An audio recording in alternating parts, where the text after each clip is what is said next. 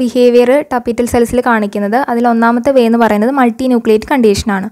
Multi nucleate condition എന്ന് പറഞ്ഞിട്ടുണ്ടെങ്കിൽ nuclear division നടക്കുന്ന സമയത്ത് വാൾ ഫോർമേഷൻ നടക്കുന്നില്ല. During the mitosis nuclear division is not accompanied by wall formation.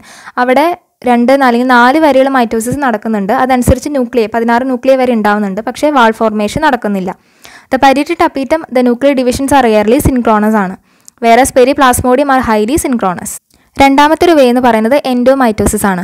അതായത് ഇവിടെ ക്രോമോസോമൽ ഡ്യൂപ്ലിക്കേഷൻ അതേപോലെ തന്നെ ക്രോമാറ്റിഡ് സെപ്പറേഷൻ ഒക്കെ നടക്കുന്നുണ്ട് വിത്തിൻ ദ ന്യൂക്ലിയർ മെംബ്രെയിൻ. പക്ഷേ സ്പിൻഡിൽ ഫോർമേഷൻ നടക്കുന്നില്ല. നേരത്തെ നമ്മൾ വാൾ ഫോർമേഷൻ നടക്കുന്നില്ല എന്ന് പറഞ്ഞു. ഇവിടെ വരുമ്പോൾ സ്പിൻഡിൽ ഫോർമേഷൻ നടക്കുന്നില്ല. അതേസമയം ക്രോമോസോം ഡ്യൂപ്ലിക്കേഷനും ക്രോമാറ്റിഡ് സെപ്പറേഷനൊക്കെ ന്യൂക്ലിയർ മെംബ്രെയിനിൽ നടക്കുന്നുണ്ട്. ഇതിൻ്റെ ഫലമായിട്ട് ലാർജ് പോളിപ്ലോയിഡ് ന്യൂക്ലിയസ് ആണ് ഫോം ചെയ്യുന്നത്. ഒരു എക്സാമ്പിൾ പറയുന്നത് കുക്കുറുപിറ്റ പെപ്പോ. അതിൽ 4 സൈസ് ന്യൂക്ലിയർ ഫോം ചെയ്യുന്നുണ്ട് കറസ്പോണ്ടിങ് ടു ദെയർ പ്ലോയിഡി. അപ്പോൾ ഇത് എൻഡോമൈറ്റോസിസിൻ്റെ റിസൾട്ട് മൂലം ഉണ്ടാകുന്ന ഒന്നാണിത്. അപ്പോൾ ഇതെന്ന് പറയുന്നത് എൻഡോമൈറ്റോസിസിൻ്റെ പ്രോസസ്സാണ്. അതിൽ ആദ്യത്തെ ഡയഗ്രാം എ എന്ന് പറയുന്നത് എൻഡോപ്രോഫേസ് ആണ്, B endo metaphase, C endo anaphase and D endo telophase. ഈ 4 സ്റ്റേജസിലും നടക്കുന്നുണ്ട്. പക്ഷേ സ്പിൻഡിൽ ഫോർമേഷൻ അവിടെ നടക്കുന്നില്ല. സെൽ മെംബ്രെയിനിൽ നേരത്തെ പറഞ്ഞ പോലെ ക്രോമാറ്റിഡ് ഡ്യൂപ്ലിക്കേഷൻ ക്രോമാറ്റിഡ് സെപ്പറേഷനൊക്കെ നടക്കുന്നുണ്ട്. പക്ഷേ സ്പിൻഡിൽ ഫോർമേഷൻ നടക്കുന്നില്ല. മൂന്നാമത്തെ വേ എന്ന് പറയുന്നതാണ് ഫോർമേഷൻ ഓഫ് റെസിറ്റ്യൂഷൻ ന്യൂക്ലിയൈ.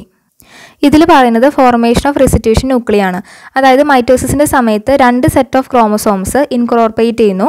ഒരു കോമൺ ന്യൂക്ലിയർ മെംബ്രെയിനുമായിട്ട് 2 സെറ്റ് ഓഫ് ക്രോമോസോം ഇൻകോർപ്പറേറ്റ് ചെയ്യുന്നു. അങ്ങനെ റെസിറ്റ്യൂഷൻ ന്യൂക്ലിയസ് ഫോം ചെയ്യുന്നു. നമുക്ക് ഈ ഡയഗ്രാം നോക്കിക്കഴിഞ്ഞാൽ അത് മനസ്സിലാവും.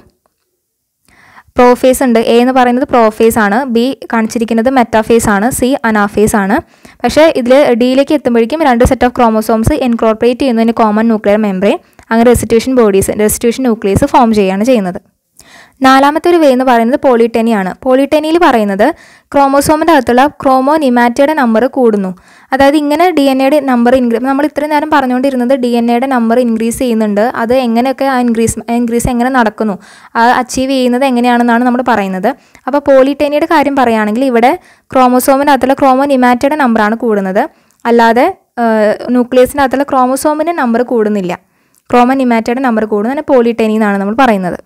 അപ്പോൾ നമ്മൾ പറഞ്ഞത് ന്യൂക്ലിയർ ബിഹേവിയർ ഇൻ ടപ്പീറ്റൽ സെല്ലാണ്. നമ്മൾ പറഞ്ഞു സെക്രീറ്ററി ടപ്പീറ്റ് ആണെങ്കിലും അമീബോറി ടപ്പീറ്റ് ആണെങ്കിലും DNA നമ്പർ ഭയങ്കര കൂടുതലായിരിക്കും. അത് അച്ചീവ് ചെയ്യുന്നത് മെയിനായിട്ട് 4 വേ കൂടിയാണ്. അല്ല, ഒന്നാമത്തെ കാര്യം നമ്മൾ പറഞ്ഞത് മൾട്ടി ന്യൂക്ലിയേറ്റ് കണ്ടീഷനാണ്. ഇവിടെ വാൾ ഫോർമേഷൻ നടക്കുന്നില്ല. പറഞ്ഞ പോലെ 4 മൈറ്റോസിസ് വരെ നടക്കുന്നുണ്ട്. അതനുസരിച്ച് ന്യൂക്ലിയം അവിടെ ഫോം ചെയ്യുന്നുണ്ട്. പക്ഷേ വാൾ ഫോർമേഷൻ നടക്കുന്നില്ല.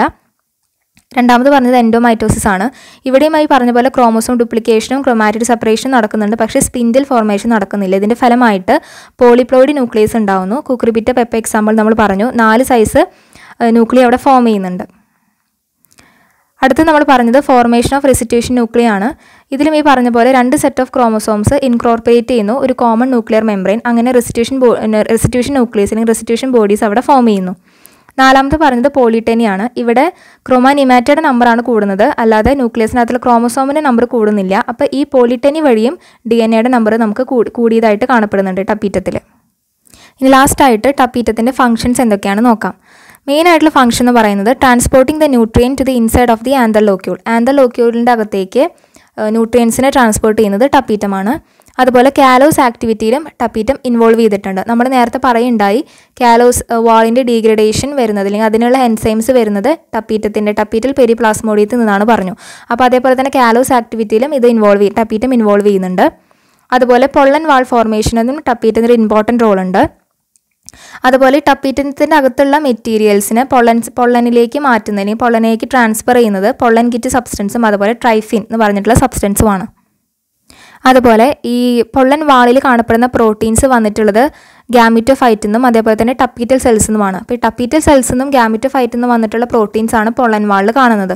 And these protein rapidly release when the pollen grains are moisted and also recognition of compatible pistils. അപ്പോൾ ഇതൊക്കെയാണ് മെയിനായിട്ട് ടപ്പീറ്റത്തിൻ്റെ ഫംഗ്ഷൻ എന്ന് പറയുന്നത്. ന്യൂട്രിയൻസിനെ ട്രാൻസ്പോർട്ട് ചെയ്യുക, കാലോസ് ആക്ടിവിറ്റിയിൽ ഇൻവോൾവ് ചെയ്യുക, വാൾ ഫോർമേഷന് സഹായിക്കുക. അതുപോലെ ടപ്പീറ്റത്തിൻ്റെ അകത്തുള്ള മെറ്റീരിയൽസിനെ പൊള്ളനിലേക്ക് മാറ്റുന്നത് അതിനെ സഹായിക്കുന്നത് പൊള്ളൻ കിറ്റ് സബ്സ്റ്റൻസും ട്രൈഫിനുമാണ്.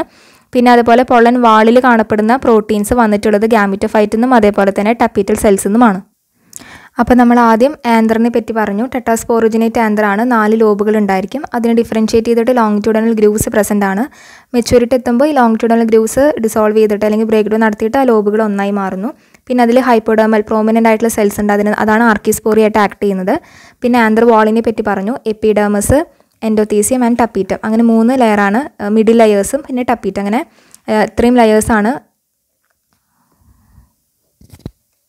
ഇത്രയും ലെയേഴ്സാണ് നമ്മുടെ ആന്ത്ര് വാളിൽ കാണപ്പെടുന്നത്. പിന്നെ 2 ടൈപ്പ് ഓഫ് ടപ്പീറ്റം ഉണ്ടെന്ന് പറഞ്ഞു. അമീബോറി ടപ്പീറ്റം ആൻഡ് സെക്രീറ്ററി ടപ്പീറ്റം. പിന്നെ പറഞ്ഞത് ടപ്പീറ്റൽ മെംബ്രെയിൻ ആണ്. ടപ്പീറ്റൽ സെൽസിൽ നിന്നും ഇവോൾവ് ചെയ്തിട്ടുള്ളതിനെയാണ് ടപ്പീറ്റൽ മെംബ്രെയിൻ എന്ന് പറയുന്നത്. അത് കഴിഞ്ഞ് ന്യൂക്ലിയർ ബിഹേവിയർ ഓഫ് ടപ്പീറ്റൽ സെൽസ് പറഞ്ഞു. DNA നമ്പർ ഭയങ്കര കൂടുതലായിരിക്കും സെക്രീറ്ററി അതേപോലെ തന്നെ അമീബോറി ടപ്പീറ്റത്തിലും. അതിന് കാരണം അത് നടക്കുന്നത് മൾട്ടിന്യൂക്ലിയേറ്റ് കണ്ടീഷൻ വഴി, എൻഡോമൈറ്റോസിസ് വഴി, അതുപോലെ തന്നെ റെസിറ്റ്യൂഷൻ ന്യൂക്ലിയയുടെ ഫോർമേഷൻ വഴി, അതുപോലെ പോളിറ്റനി വഴിയൊക്കെയാണ്. പിന്നെ അവസാനം പറഞ്ഞത് ഫങ്ഷൻസ് ഓഫ് ടപ്പീറ്റം. ഇത്രയാണ് നമ്മളിതിൽ പറഞ്ഞത്. Thank you.